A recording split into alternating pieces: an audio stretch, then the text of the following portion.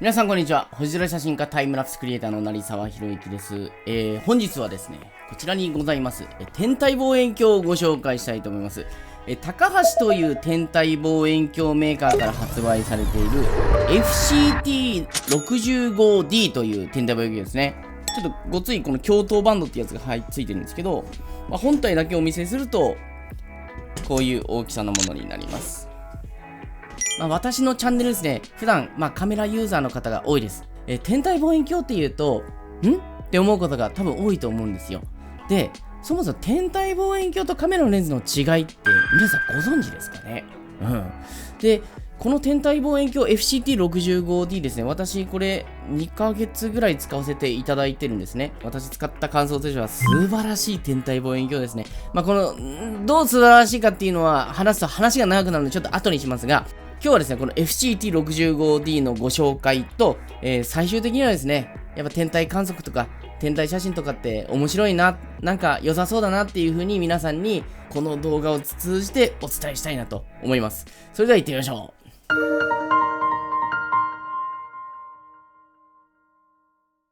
私、今でこそ、成形写真とかタイムラプスとかのイメージが強いと思うんですけど、今の仕事を始めた動機の一つが、やっぱ天体望遠鏡の素晴らしさっていうのをみんなに分かってほしいな、伝えたいなって思ったからなんですね。なので今回高橋さんからですね、動画の制作依頼を受けたのはですね、非常に嬉しく思っています。で、最初にお伝えしておくと、今日の動画ですね、この FCT65D のことをご紹介するんですけど、何個かに分けます。はい。この後も、それぞれの用途に合わせて、いくつか FCT65D を題材にした動画を投稿しようと思いますので、そちらもお楽しみいただければなと思います。まずこの FCT65D のスペック、簡単にご説明しましょう。焦点距離が 400mm の天体望遠鏡ですね。で、F 値が F6.2 になります。カメラのレンズって、そのフィルター系とかって言うじゃないですか。そうじゃなくて、天体望遠鏡のこのレンズの大きさのことがスペックになるんですよ。このレンズ径が 65mm、6.5 センチの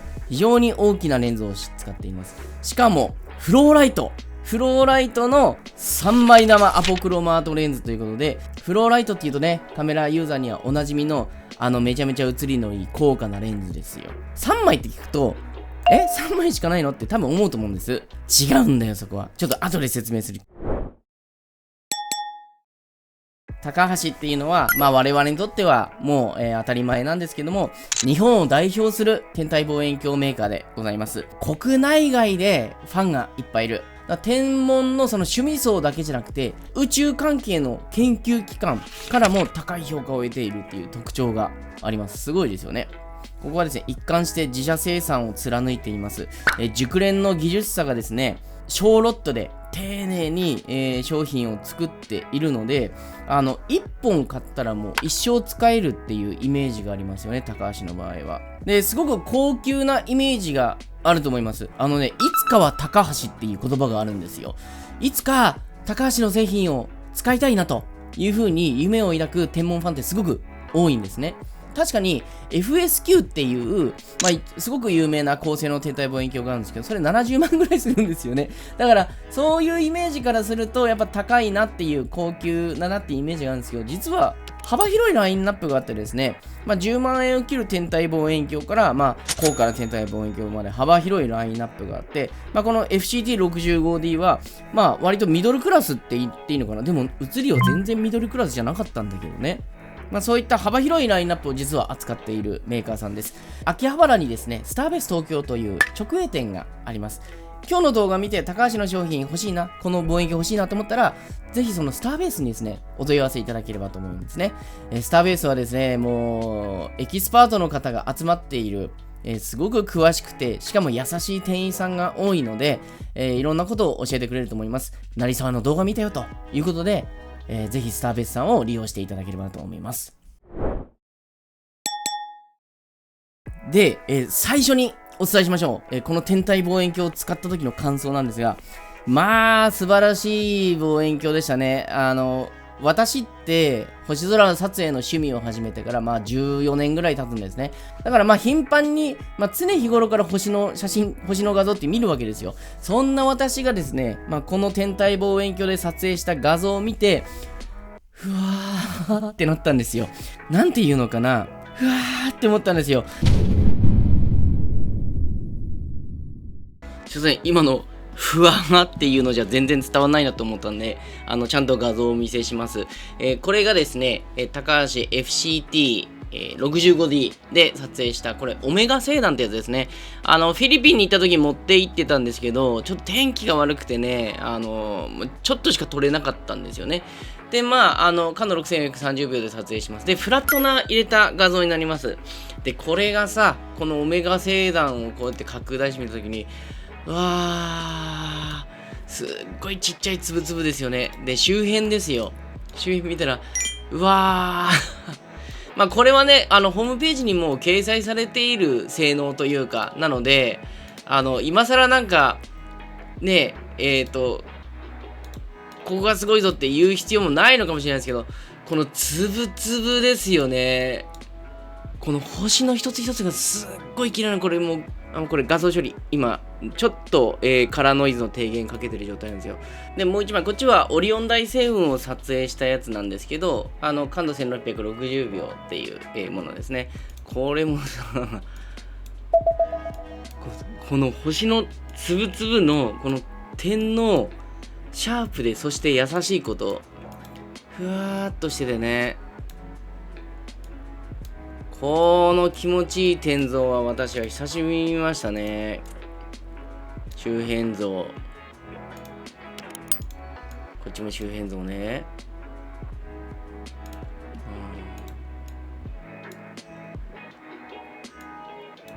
まあ、この辺はちゃんと、赤道儀で追尾してこそ実現するものですけど、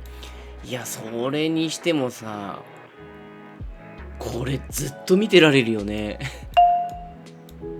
これね、ずっと見てられるんだよね。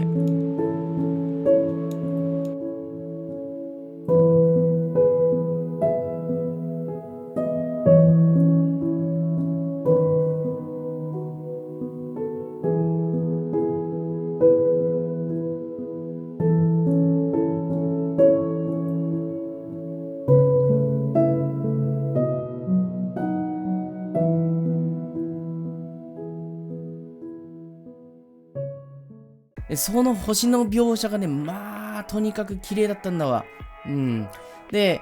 周辺原稿とかもですね、すごく少なくって、これは画像処理もしやすいなっていう感じですね。でね、ここのドローチューブでこれピントリングがあるんですけど、これを回した時のこのね、重さっていうか、こう吸い付く感じ。一応ね、オプションで、その、デュアルスピードフォーカサーっていうのが減速微動装置って言い方するんですけど、その、細かく動かすのと大きく動かすのと、両方ができるっていうアイテムが別売りで販売されてるんですけど、まあ、それなくてもいいぐらいすごく丁寧に細かく動くんですよね。この接眼部の作りっていうのはめちゃめちゃしっかりしてて、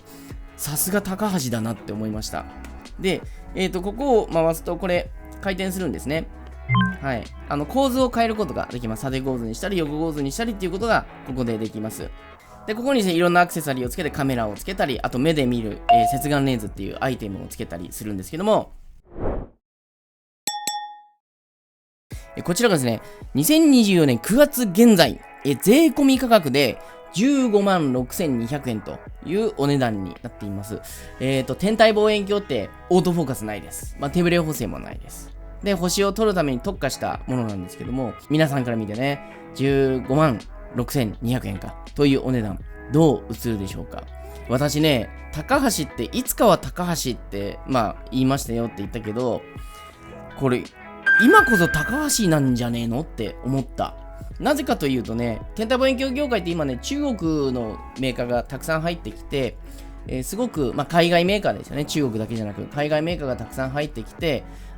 すごくいろんな機材が、使えるように、開発されるようになりました。そんな中で、まあ、国内で頑張っているメーカーの一つが、この高橋っていうメーカーなんですけども、最初はね、安いと思っていた海外メーカーも、だんだんこう値段が上がっていくんですよ。やっぱりその部品の材料の高騰とかさ、まあ、コロナあたりからだいぶ変わりましたよね。まあ、そういう影響があるんですけど、やっぱ自国生産で価格をキープしようと、まあ、頑張ってる感じが高橋さんにはあって、ふと見てみると、中国製の方が高いんだよね。今になってこう周りを見回してみると、決して高橋って高くないんだなみたいな風に思えてしまったんですよ。もっとハイエンドのクラスの天体望遠鏡ってありますけど、この望遠鏡自体はものすごくやっぱり良くって、小口径、これ天体望遠鏡では小さい方なんですけど、小口径の屈折望遠鏡、ガラスを作った望遠鏡としては非常にコンパクトなタイプになります。で、扱いやすいサイズで、写りが抜群にいい。で、お値段が約16万円となると、決して高くないなって思っちゃったんですよね。私この動画で言いたいです。いつかは高橋って思ってた方々、今じゃないですかね。今でしょじゃないですけど、今こそ本当にね、高橋の望遠鏡ってお買い求めやすい市場になってきてるんじゃないかなと思うので、高橋行ってみようかなって思っていいんじゃないかなと思うんですよ。カメラのレンズと天体望遠鏡、大きな違い。それはですね、いろいろあるんですよ。いろいろあるんですけど、私的に、ここが一番違うなと思ったのは、レンズ枚数のところね、ちゃんとしっかり説明したいと思うんですけど、例えば M42 オリオン大星雲ってご存知ですかね、こういうやつ。結構見たことあると思うんですよ。これって、地球からどんぐらい離れてるか皆さんご存知ですかね。大体ね、1000光年ぐらい離れてるんだ。もうちょっと遠いですけど、ざっくり言いました、今。で、つまりこれって光の速さで1000年かかるっていう意味なんですよ。空に見えてる星って、あれ全部、恒星っていうものが光ってるのがほとんどですけど、で、そんな、発せられた光が1000年かけて地球に届いてるわけです。だから私たちがこのカメラのセンサーとか目でキャッチしている星の光っていうのは、これすごいロマンを感じる言い方なんですけど、全部過去なんですね。全て過去に発せられた光が地球に降り注いできて、それを我々は見ている、撮影しているっていうことになるんです。で、その1000年かけてね、地球まで来た光が地球の周りには大気の層があります。で、その大気の層っていうのは結構不安定なものも時期もあって、その大気の層によってですね、見え方って変わってくるんですよ。で、その分厚い大気の層を通って、やっと私たちのレンズのところに来たと思ったら、今度街明かりが邪魔するわけですね。光害っていうやつです。太陽を見ると眩しくてこうやって何も見えなくなるように、淡い星の光は街の光でかき消されることが多いです。だから撮影の時は街の光の少ないところ、それから月の光が少ない時期に撮影に行くっていうのがセオリーなんですけども、そういった苦難を乗り越えてやっと天体望遠鏡カメラのレンズでこういう受光した光が、この中を通るんですよね。レンズの中を通ります。で、例えばカメラのレンズだと20枚ぐらい使ってるのって普通じゃないですか。例えば20枚レンズを使ってるレンズの中を20回そのレンズの中を通るわけですね。で、もちろんレンズの材質にもよるし、コーティングをしっかりとメーカーさんはしているので、めちゃめちゃロスするっていうことはないんですけど、そもそもガラスの中を通る回数って少ない方が絶対いいんですよ。で、画質にもろ影響が出ます、これは。で、こっちは3枚玉。はい。光のロスがいかに少ないかっていうのがわかりますね。ですから、実際にセンサーに届く光の量っていうのは F 値とは別に天体望遠鏡の方が光量的には多いはずなんですね。そもそも映りにくいものを撮っているのにもかかわらず、このレンズの方でのロスが激しいよっていうのが天体写真なんですよ。だから私がカメラのレンズじゃなくて天体望遠鏡を使った方がすんなりいくよっていう風に言ってるのは、こういう理由なんですよね。だからこそやっぱ天体写真っていうのは天体望遠鏡っていうのが必要になってくるわけです。高橋の望遠鏡すげえ褒めてるけど、成沢さんデメリットなんかあるんじゃないのって思うと思います。あるっちゃあるので、それをお伝えすると、それは納期だと思いますね。さっき言った通り、高橋っていう会社はですね、少数制なんですよ。なので、そういった方々が、製品も作って、修理対応もしているっていうことで、納期がとてもかかります。だから買いたくても、品切れしてるっていうことはよくあるし、例えばこの動画を見てね、すぐ欲しいと思った時に、買えないと。なので、ちょっと待たなきゃいけないっていうのはあると思います。で、やっぱりこの納期とか、修理に出したけど、3ヶ月ぐらいかかったとかね、っていう話は、割と、実は、天体望遠鏡業界ではよく聞く話でして、これ高橋に限った話じゃないと私は思うんですよね。もちろん在庫たっぷり持っているところはあるんですけど、これ実際私のオンラインサロンで、塾生さんが、起こったことなんですけど、とある中国メーカーの製品を買いましたと。結構いい値段の商品を買ったんですよ、その人は。なんだけど、精度が出てなかったと。いうことで、問い合わせをしました。で、まあ、代替品が入荷したら、交換しますということだったみたいなんですけど、なかなかそれが入荷しなかったんだよね。で、入荷したけど、検査した結果、精度が出てなくて、また次の入荷を待たなきゃいけないみたいな状況になってたみたいなんですよね。まあだから結構ね、日本に入ってくる、まあ、海外製品ですよねっていうのは、もちろん海外の製品、特に中国のメーカーの商品っていうのは精度上がってるんだけど、日本人が、求める精度を、満たしてない場合が多いんですよ。だから日本っていろんな天体望遠鏡を扱ってる代理店があります。そこの代理店の方が一生懸命検品をしてるっていう現実があるんだな。だから望遠鏡に関しても光軸がずれてるとかもあるし、カメラとか CMOS カメラとか買ってもセンサーがずれてるとか、ホコリがついてるとか、そういうのって当たり前のようにあって、それをきれいにして出荷してるっていう、手間暇かけて出荷してるっていう代理店が頑張っているっていうのがあるんですよ。私もその熟成のね話を聞くまでは、まあ、海外の商品すげえ良くなってきてんなみたいに思ってたんですけど、まあ見方によってはね、まあ、高橋のように本当に国内だけでやってますという会社の方が実は時間はかかるかもしれないけど、まあ、確実なもの用意してくれんじゃねえのみたいな考えはあります。ただここは多分ね、いろんな人の意見があると思うんだ。一概にまあ私の考えが正しいとは言い切れないんですけど、ただね、内心国内メーカー応援したいってのがあるんですよ。やっぱり海外に負けてばっかじゃ嫌じゃないですか。で、こんだけ素晴らしい商品を作るメーカーがあるんだから、そこの商品買って応援しようよっていうのは、今回のレビュー通じてですね、私の心に芽生えた気持ちなんですよね。なんかデメリットを話すはずが自分の熱い思いを語る感じになっちゃいましたが、まあ納期ね待つことはあるけど、まあ気長に待ちましょうっていうことをお伝えしておきましょうか。